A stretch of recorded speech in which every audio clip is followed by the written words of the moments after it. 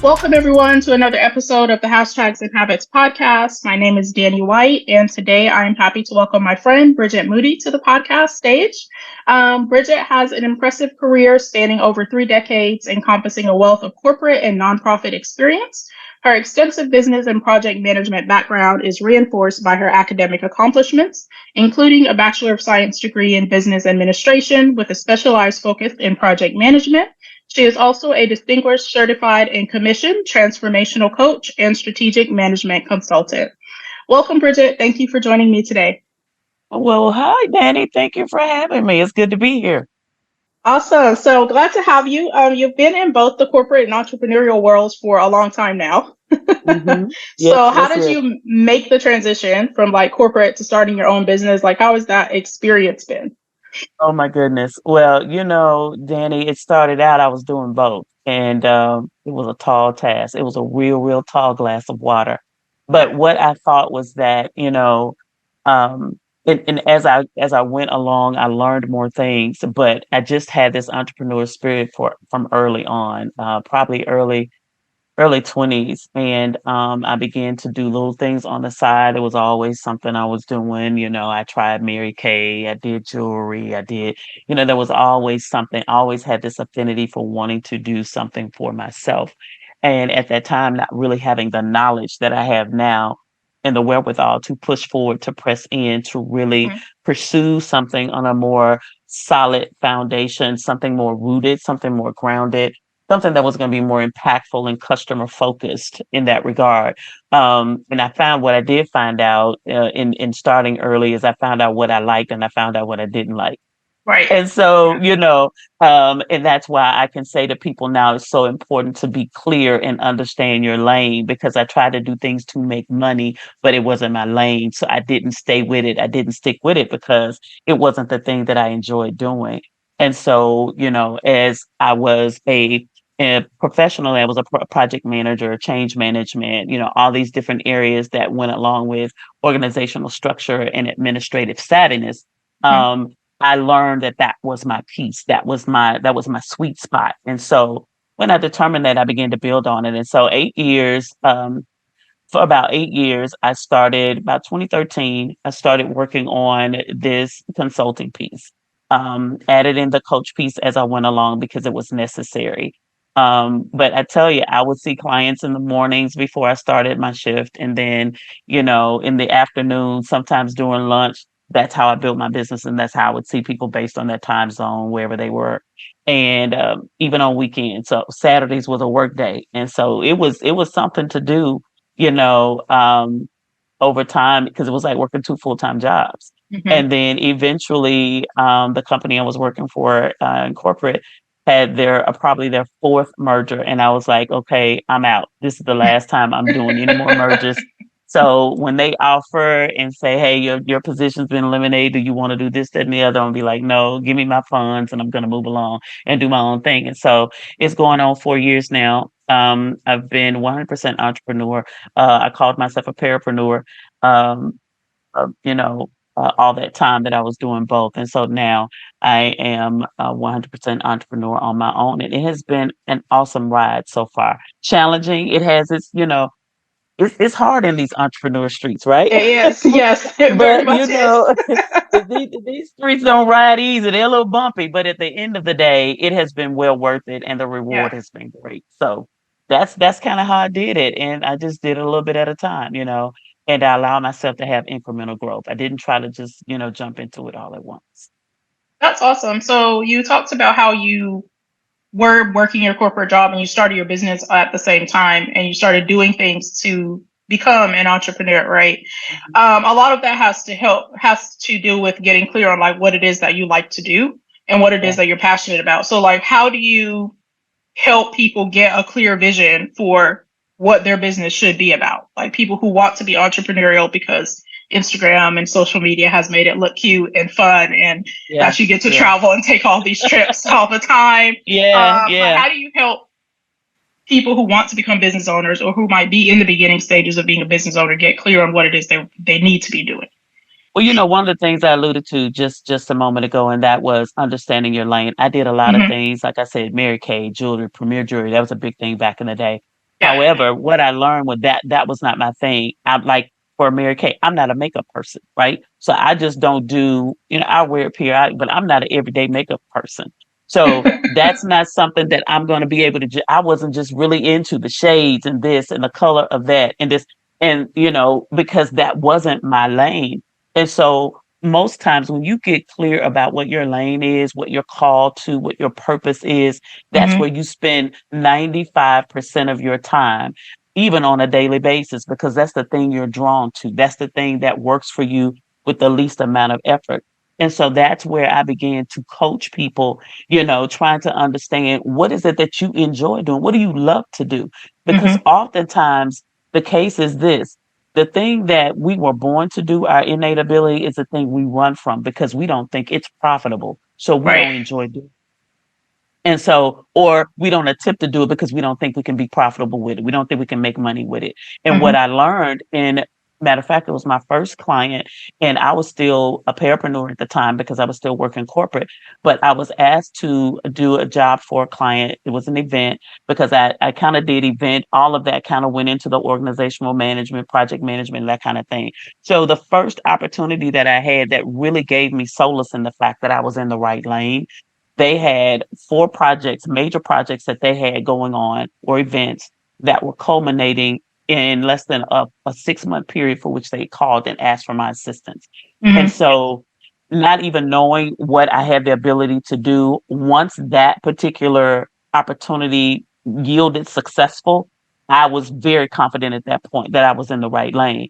They had two receptions that were 250 plus people. One was 500 plus people. Then they had this major event that required organization and management of talent and music and travel and transportation setup and all of this kind of thing. And then they had this full commemorative book that was 150 plus pages that Oh, people had wow. to be constructed graphically, content wise, organizational wise. All of that had to come together, be printed. There had to Hmm. be a specific flow for that. And you know what that's like in your industry. And when I was able to get that project done in less than 6 months and got it done on time and within budget, I knew I was in my lane. And so, because you have the ability to do more, because that's your area and that's your purpose and that's your calling. And it was Right. clear to me at that point, Bridget, this is where you're supposed to be. And so I capitalized off of that opportunity, because while I was doing it for organizations, I began to have individuals come and say, can you help me do this? I'm trying to do that and this. And so that's where I began to fill my well. And I just began to pack the information in. I began to Hmm. learn things, and I began to do more things that were in that area that utilize those gifts, those tools that I had. And so that's what I often use to help people understand. I was good with that because that was my area. That Right. was clearly, that was clearly my purpose. That was clearly the vision that, I needed to flow out because it was my lane. And so that kind of helps people to understand and be clear about, get that clarity. Okay, I do this really, really good. But oftentimes they never think about it as being profitable, as being Hmm. a business. And so, and even today, Danny, I don't think there are very many people who do what I do. There are a Right. lot of people who do courses, conferences, they're coaches, but they do high level coaching. And so when you get out of those situations, or out of those courses, or out of those classes, or out of Hmm. those summits, workshops, or whatever, you still have to go and figure out how to apply what they told you, because Right. they told you, they told you the overarching information, but they don't give you the how to. The how. So Yeah, exactly. yeah. So they show you, but they don't tell you. They show you how, but they don't tell you how. And so at the end of the day, and so that's why I say we don't just tell you how, we show you how, because it's important that people can be shown the one, two, threes and the ABCs of how you get there. Because oftentimes when you do that, it helps people to be able to differentiate whether or Hmm. not this is for me, or if it's not for me, or if this is the time or this is not the time. Right. That makes a lot of sense. So, Yeah. what do you think comes first? Does passion come first or does purpose come first? Because a lot of times we hear like follow your passions, go after your dreams, but what if that is not like in alignment with the actual purpose for which you're on earth hmm I to think fulfill? understanding the purpose is definitely first. Why am I here? Right? Hmm. What abilities do I have? What is it that I do very, very easily? I don't think about it. It's just, I enjoy it. This is what you know, and thinking about that because sometimes the passion is there for something and you really enjoy doing it, but you don't think of it as your purpose, Right. right? And Yeah. so when you understand that part, oftentimes you begin to have more of an affinity for doing it or seeking different ways of doing it, right? Hmm. So what I do it in different ways. I do speaking engagements. I speak at conferences. I have my own conference. I do workshops. I teach it, with my Yep. I have a coaching and mentoring group. I share this information on a daily basis with clients. So it's a part of everything I do, and I do it in different ways. I write books about it. Hmm. So I'm utilizing all of the things that flow through me from this area, but in different ways. But understanding the core of who I am is and what it is I enjoy doing was the first thing. And so, like I said, when I got clear. Oh, this is your lane Right. because that's not number one to do 4 projects with that kind of. This was before Zoom. We had conferencecall.com, free conferencecall.com at that. And we had emails and phone calls and me getting on a plane and traveling to that city every month. That's what I had. I didn't have a team, none of that. And so it's the ease of it that let me know, okay, you in your lane because it flows better for you when you're in that place of purpose. And Right. so, when I understood that I had this administrative anointing or this administrative gifting or purpose, then it was better for me because, it really what I did was I saw myself in the mirror doing some things, and moving very easily, whereas other people it was making their head swim. Because Right. we had Yeah. 400 people that, I had to work with, determine who those leaders were going to be, how we were going to, galvanize everybody, how we were going to disseminate the information. And the thing of it was everything flowed. Right. And it was just, Yeah. and so it flows when it's for you. When it is a Hmm. part of your purpose, it just works.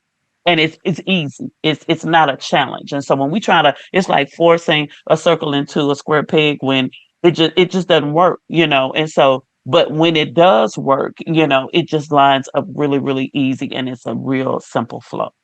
This is actually a good point because I often like get the question like, okay, how are you able to do so many things at seemingly at the same time?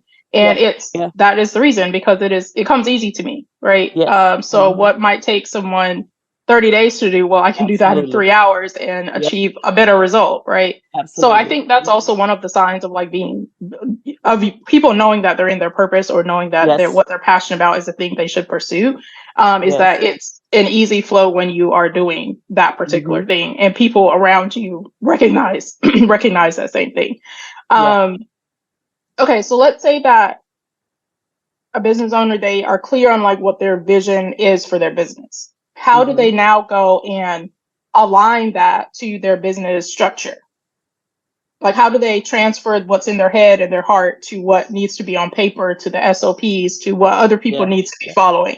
Because I feel like that's where the disconnect comes Yes. a Yes. little Yes. bit of Yes. times. Like it's Yeah. here and it's here, and Yeah. we can understand it, but we can't translate that to other people that might be Absolutely. on our team. Yeah, that's a good question. And I get that one all the time. And I get people who come to me who are totally oblivious to everything. They don't know. They're all over the place. Then I Right. get people who come and they really know what they want to do and that kind of thing, but it's all in their head. And I call that, that's clutter boulevard because Hmm. everything's trying to move at the same time. Nothing has its own lane. Nothing has an exit or on ramp. And everything's just flowing and doing its own thing. It's Hmm. so important. I have what I call 5T strategy model, and I use this 5T strategy model to help individuals to really organize their thoughts, right, and get those things on paper. So this 5T strategy model is inclusive of Hmm. talk it, task it, time it, track it, and trace it. And so what that means is it's a left to right kind of thinking to help people organize how they're thinking about what it is that they want to do, all the Right. pieces and parts. I want a nice home with black windows and I want a long wraparound porch and all of that. So you get this whole end picture together, but then you got to go back to, okay, now I got to get the land. So Hmm. it's helping people to think simplistically about what's first, what's required first. And so as you're talking that out, talk about all the wonderful things. That's good. talk it out, but then you write tasks down for each of the things that you know you want to happen, right? Mm-hmm. So then once you talk that through and then you document what you talked through, you develop tasks. Then you give those task descriptions. And not only do you give them descriptions, but you give them time frames. Based on what that description is going to determine how much time you feel you need to get that particular item done. And then Mm-hmm. you're going to take from left to right. Then you're going to go to the tracking part. Okay, so I said I wanted a house with brick and, say stucco or whatever the case may be. And I want a long wraparound porch and I want 5,000 square feet. So that determines the 5,000 square feet determines the type of land you need, because you can't build a land on 3,000 square feet of land. You're going to Right. need, Exactly. double the size. So, and what are the other things if you're having a garage or whatever the case may be? So you look at that end picture, but then you work backwards to determine, okay, what do I need to get there? And so documenting in this way helps you with that. So I've researched, I found this out. So now what do I need to do? So the next step may be I need to get pre-qualified. How much house can I buy? How much land can I buy? Because that's going to determine if you can do 5,000 square feet or you're going to have to start with 2,000 square feet, right? Right. And so helping people to understand how to get all, because you can have all these wonderful thoughts in your mind, but until you get them on paper, the gaps are not filled. The things that you're not thinking about can't not be realized. So when you Mm-hmm. get it on paper, it helps you to really get a foundation together that's solid to build that vision on, or to build that idea on, or whatever that aspiration is, because now you can clearly see what you can do versus what you need to have a process to do, or what you need to wait to do, or how much finances you're going to need, or how much time you're going to need. And so as you're documenting all of that information, you're creating a plan of action for yourself. And then you get to that tracing. Tracing is monitoring and controlling what you have developed as a task, the time frame you put with it, the research you've done, the information you've acquired to help you implement it and execute it. So Mm-hmm. that's kind of I call it the left to right brain kind of flow that I utilize to help people see, oh, okay, well, if I want to do XYZ, I got to do ABC. And Right. I can't do Yeah. ABC because I didn't do XYZ first. And Mm-hmm. so that's kind of how I help people to get those thoughts out, to get the clutter out, because you cannot feasibly work a plan of action to do anything until you first get it on paper. Right. That Yeah, makes a lot of sense. yeah. I think sometimes a lot of business owners, because there is so many things going on besides just Hmm. running a Hmm. business, right? Yes, Um, yes. they get stuck in the clutter phase because they Hmm. have so many different trains Yeah. of thought running in their head. Hmm. Um, okay, so let's say that we have the vision, we've created a structure for our business.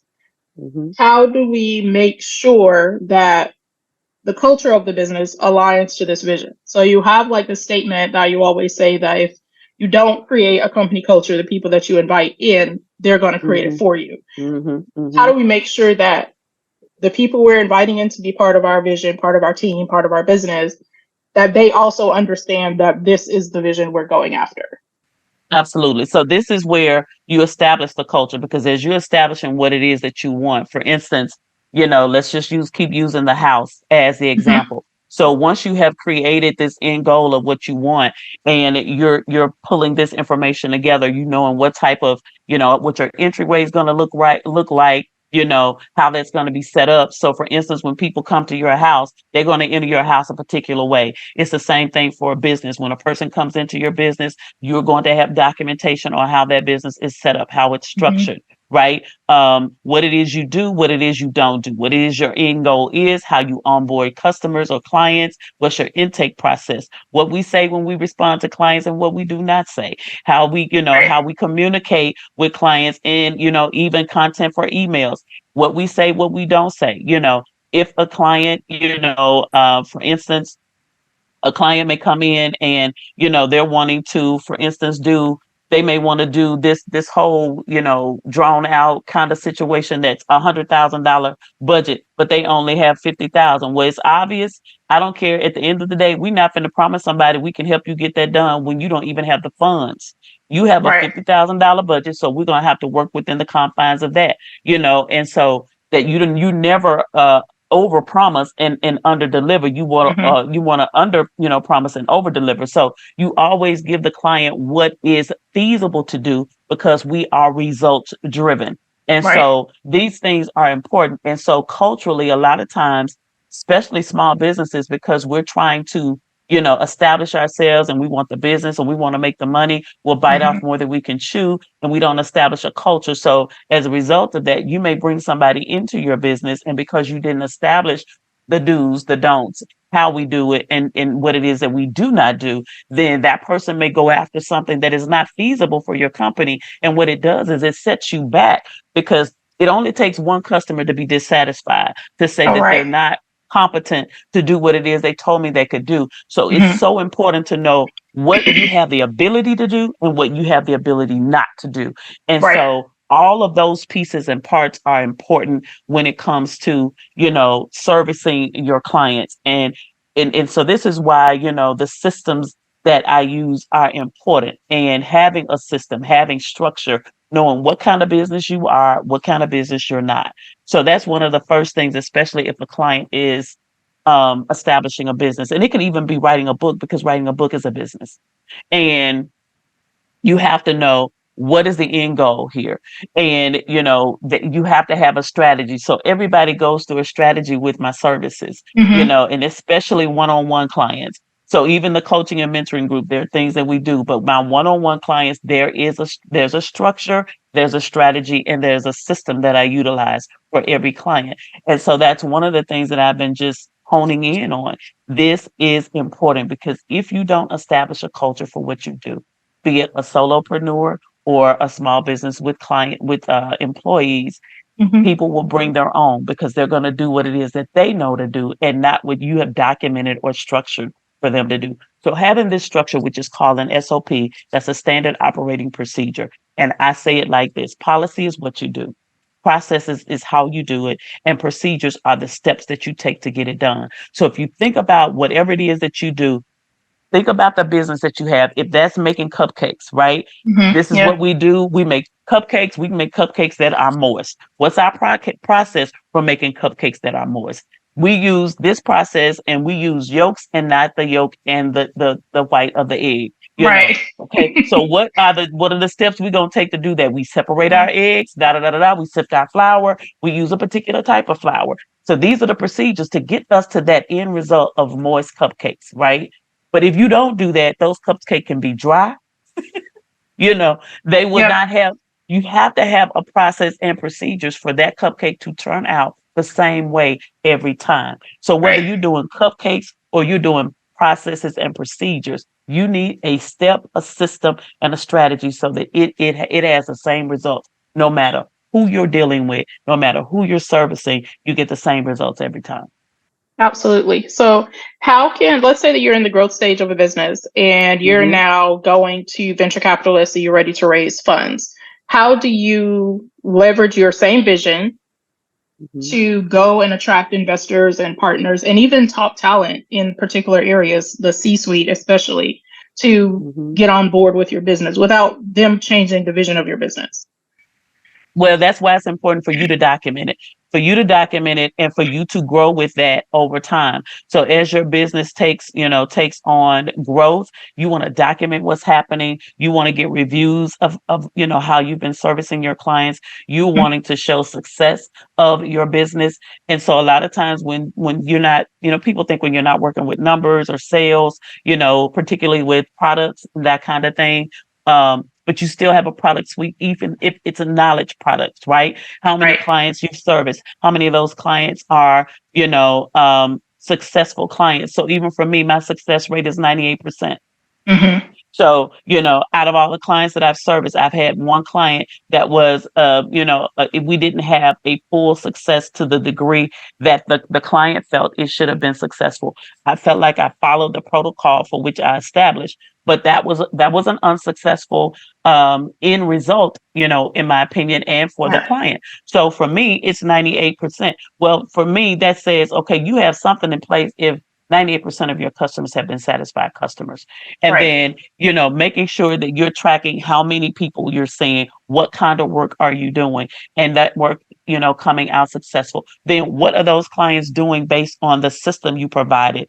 How many sales did they have? How successful were they? How did they do with going on and to implement the processes and the systems that you provided them during your servicing?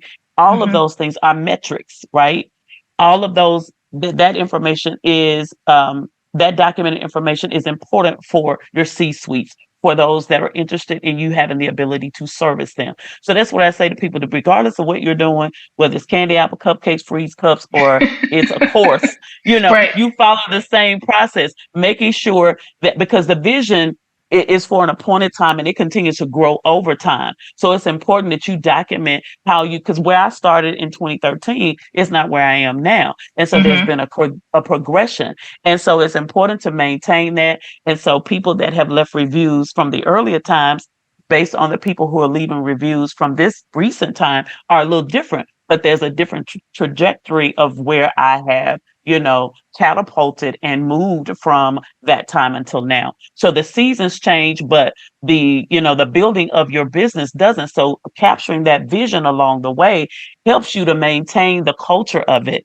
and you don't have to be, because it'll be like, well, we want to do what you're doing because what you've been doing has been successful for you Right. and you've seen results. So why would we want to change, So you got to Exactly. know the Yeah. core of the vision that you have been given and know it well and know it like the back of your hand, so that you can, and so what I say to people is, I get people from revelation to manifestation, from vision to reality. And I can say that because that's what I've done. And so Hmm. it's a proven method and system that I've utilized to help people get success and have success in their various areas of, in various industries. So it's so important to have that, so that when you do get to the table and you're having these conversations with individuals who are interested in what you do or interested in investing or whatever the case may be, that you have a track record that you documented. So writing a vision, putting pen to paper is absolutely essential. And you need to make sure that you keep track of that on a consistent basis, so that people can be aware of what it is that you're doing and how those results are driven. Right. This is really important, and why it's really important to get a vision that you have created, a vision, a higher Hmm. vision from God or whatever your belief system Hmm. is, right? And not a Hmm. vision Right. from other people, because Absolutely. you can't maintain someone else's vision, but you can Yeah. maintain your own. So that's really important. Absolutely. So this leads me to the pen to paper tour that's coming up, well, starting next month. Yeah. Yeah. Tell Yeah. us about Yeah. that. Tell us also about the S3 strategy model that the tour is kind of based on, what people will be learning Yes. in that in the workshops. Absolutely. Well, this S3 system is definitely the motivator, and it is the theme of this year's tour, and even for the conference that will culminate in November. So the tour starts in Atlanta, Georgia, April 27th, and these are workshops 4 hour in time span. And we are, the team in which you are a part of. We will be giving, attendees a high level of the various systems that I believe are foundational for any aspiring business owner and even existing business owner. These are areas that you need to be aware of and cognizant of on a Mhm. consistent basis. And the S3 model is structure, strategies, and systems. You have to have a structure for what you're doing. You have to know what your strategies are to achieve the structure that you put in place, and that foundational vision is a part of that structure. And then you need to know what's the system I'm going to use, because you need to be able to create that over and over again, because that's a part of who you are, and your branding is the fact that this is what I'm known for, this is how I do it, and it's a proven system and it works. Whatever that is, because you want to be able to get results on a consistent basis. And if you don't have a system, 9 times out of 10, it's going to be a hit and miss. So we're wanting to make sure that, number one, people understand vision, understand their why for their vision. Mhm. And to your point earlier, knowing what is the vision, I'm a believer that God gave you, because it's going to be clear and it's going to be so tethered and tied to your purpose and your calling and your innate ability. That is the talent that you were born with. He gave you something specific, and what he gave you specific is what you can live on and by if you work it and work it correctly. And then next we have a coach, of course, that is going to be talking about how to actually tell that story, because you have to embody your vision, right? You're the person that has to sell it. If you are Yeah. not, and that's why it's so important that it flows with your purpose and is tied and tethered to your calling, because you have to embody that vision. So when I Hmm. talk to people about vision, they can see, they can feel my passion, my fire, because it's a part of who I am, right? And Yes. so Yeah. when you're trying to talk about something, me trying to talk about Mary Kay, that wasn't my thing. So I was in the wrong, that was the wrong street, wrong lane, wrong city. Right. I just went, I was nowhere near where I needed to be. And so that's why it's important that we know that.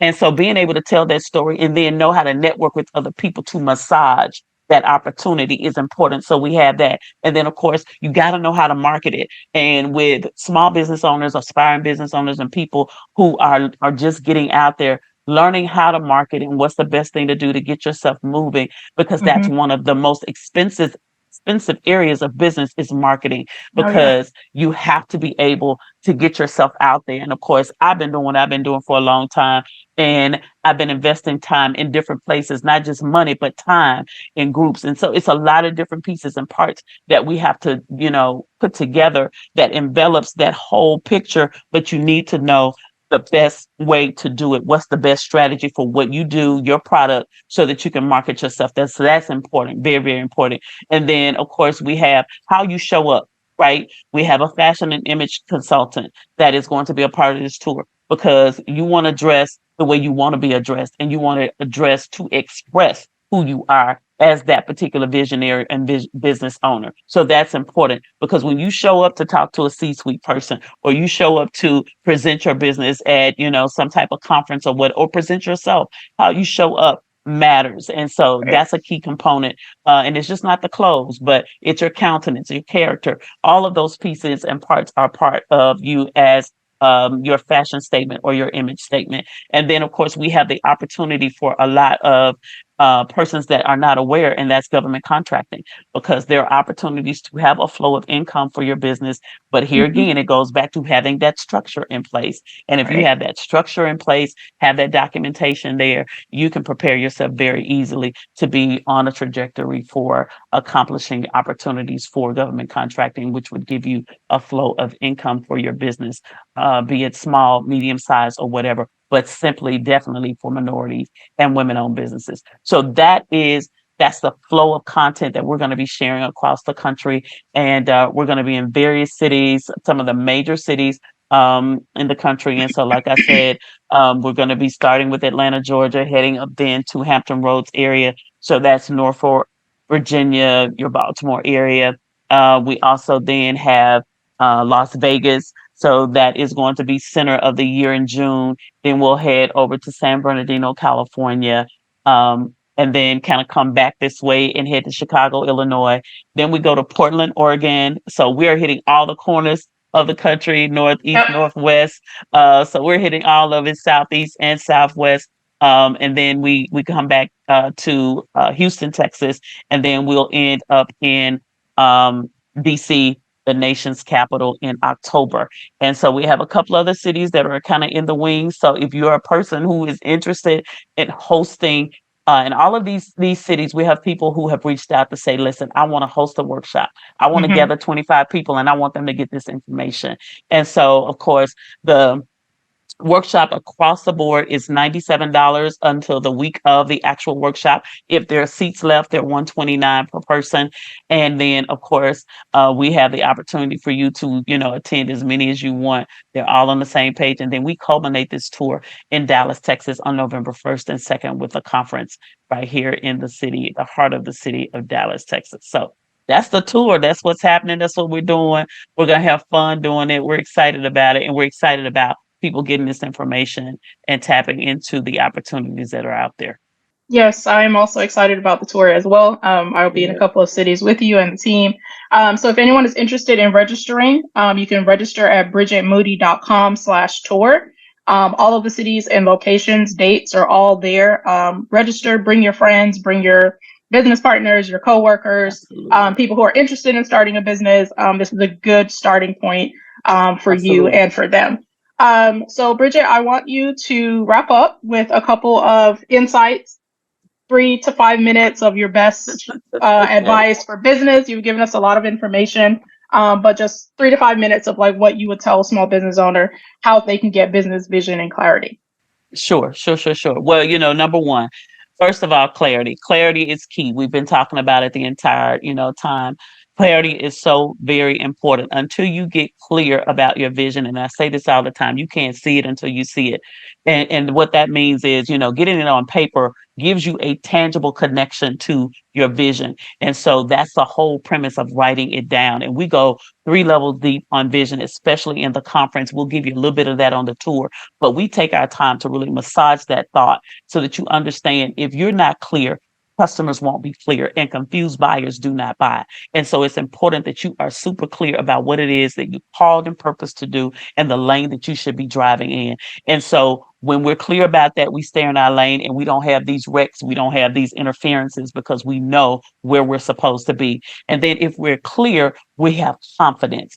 Clarity of vision and clarity of where you're supposed to be helps you to be confident about it. And so when you're confident about what you're supposed to be doing, the lane you're supposed to be in, it helps you to better, number three, communicate, because you can clearly communicate to people what it is that you do, how it is that you can help them, the results that you offer, and how it is that your culture is established and set up when people come into your business, come in to your structure, because you have this super clarity, you gain this confidence, it helps you to communicate a lot better. And so there are words that you don't even have to worry about thinking about because you're super clear and there's a focus there. So number one, clarity. Number two, it gives us confidence. And then once we have confidence, we can communicate better. And when we can communicate better, people may not believe this, but it helps you to collaborate better because people can see themselves in the vision that you have so curated and put together and documented. And so it becomes a system, it becomes a flow, it becomes a structure, and it gives you the ability